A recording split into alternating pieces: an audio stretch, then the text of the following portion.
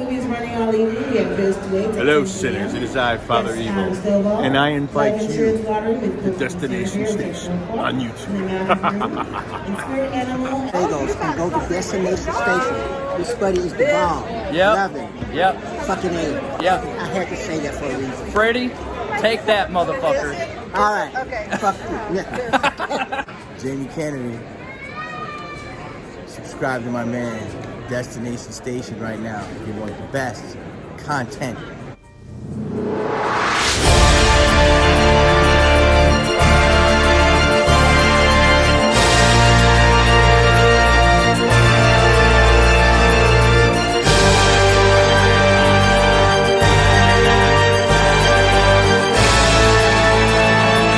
What's up? Welcome to Destination Station. As always, I'm Destin. Thank you for clicking on this video. Subscribe to Destination Station if you want Scream, Halloween, and everything in between. And all roads lead to Woodsboro, and every town has an Elm Street. Also, follow me on all my socials. All the links are down in the description below. Consider becoming a member. We have live streams Monday, Wednesday, Friday. And yeah, Scream Talk, Friday night, 10 p.m. Central. Be there. Be a part of the conversation. Hope to see you there. So yes, consider subscribing to the channel. Let me get to the damn fucking part. All right. I want to talk about this. This is a little bit of a theory. This is just a fun video here, but this is something that I have wanted to see for quite some time. We talk about it all the time. I am, just telling you up front, I am on the Stu train. I want Matthew Lillard to come back to Scream. A lot of people think that might be jumping the shark or whatever. I really don't think it's that far from that. Like, I think that that's a great idea. I think that, you know, that also shows like bringing him back would respect Wes and Kevin Williamson's legacy before the Weinsteins like came in and changed everything around for Scream 3. So I think it's a great segment to do, and right now is the perfect time to do it with everything that's going on with the Scream franchise and this Scream 7, and we don't know if Neb's coming back. We know Spyglass has been having meetings with her and possibly Melissa, and there's a lot of rumors, and we don't have anything concrete yet. But one thing that they do need to try to do is double down on fan service. I think that's your best win. I think that's a safe option.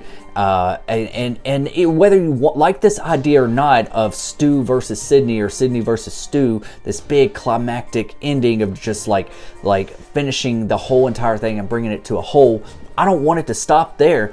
But if we are doing like an ending trilogy type of thing, and then we're going to sit down for a little bit, I would like to see them what they could do with bringing Sydney and Stu back. I don't want to wait another 10 years and then be a little bit more older and everything like that.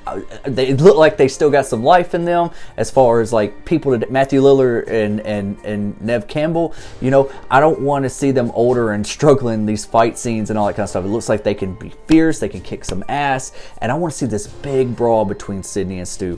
I was hoping to get that with Scream 5 or possibly even like something with Scream 6, but they keep hinting about Stu being possibly alive. Some people believe that he's still alive, and they keep toying with that, you know.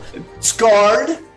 Well, he's not in 5, I'll tell you that. But whenever he comes back somewhere in the future, because that's what happens in horror movies all the time, they bring the killers back. He's scarred, but yet handsome with great abs. So prosthetics, but like he's like shredded. It's all the time in prison. All he does is work out. Comes out, oh, that'd be amazing. Just come out ripped, Shaved head? like shaved head, like scarred face, Yeah. but like ripped. Oh, that's a good pitch. Billy has always been the main Woodsboro murderer. He's gotten all the shine, all that kind of stuff. Stu's kind of like the forgotten, like the left-hand man, and he was was the original with Billy.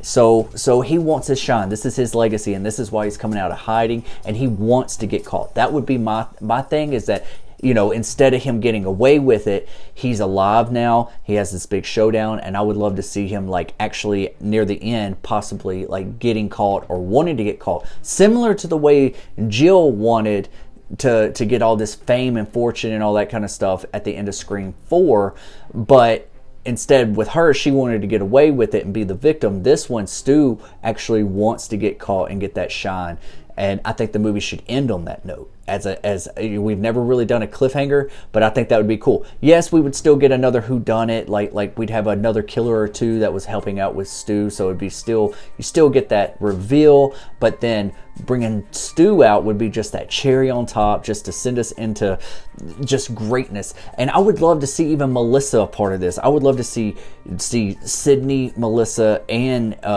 Stu just battling it out, you know, and Stu is just being vicious. I still want Stu to feel like Stu, like still have those little quirky, like goofy mannerisms, but I want him to be a little bit more sadistic, like serious in this one too. So there's like, I think Matthew Lillard can blend those two lines and kind of like bring something special to it. I mean, he did it in 1996, but in this one, you know, he is going to be a little bit different, older and all that kind of stuff, but I still want him to be a little crazy, you know, like have like these little quirks. And I think it'd be a cool, like I always thought about this shot, and I'm going to end it on this, but I always thought about this shot of like in the Stu Macher house, you know, if Melissa and Sydney are going at it, and you know how Melissa can see visions of her dead dad, which is Billy Loomis. And you remember that scene in Wes Craven's 1996 film, Scream 1996, the original, where Billy and Stu are stabbing each other? Yeah! I'm ready, baby! Hit it!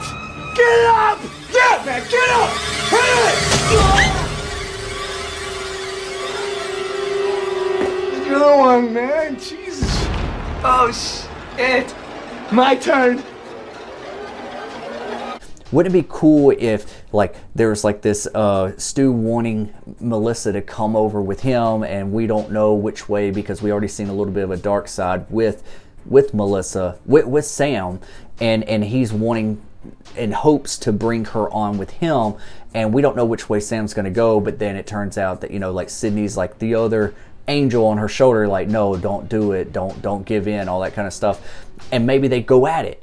And it would be really cool to see this camera shot, and this is just something that I'm thinking, you know, theorizing with, is the camera shot, you know, how she could see reflections of her dad. If they're stabbing each other back and forth, Stu and Melissa, or Stu and Sam, and then the camera's kind of panning around and you see like reflections in the mirror or in like a painting or something, and you see like Billy's face like over there just like grinning or nodding or something like that. Like it's still like Billy's presence is there, so it's like kind of like Billy and Stu stabbing each other again. I think that would be kind of cool to play with, you know. I just like theorizing about all this, and I would love to see Stu Macher get his ass beat with a phone. I think that'd be really fun if somebody just like beats his ass with a phone.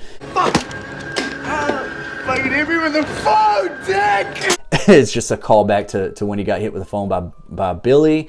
And then also maybe a TV gets thrown at him or something like that, like a smaller TV. I don't know, just little things like that. Just do some minor touches. I love this idea. I think they need to do it. I think if Spyglass was smart, which they're known not to be recently, but I think they need to double down on the fan service. I think that's your safe bet. And we all know the writer, Guy Busick, is a big fan of this franchise, and he's also on the Stu train. He wants to bring Stu back as well. So maybe they need to listen to him and bring back Stu for this whole entire thing, because Matthew Lillard was just in Five Nights at Freddy's, and that was really successful.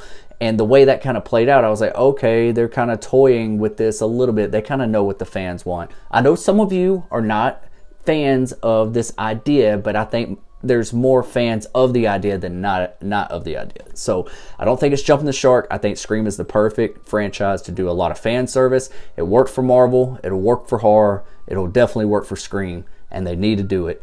Make it happen, Spyglass. All right.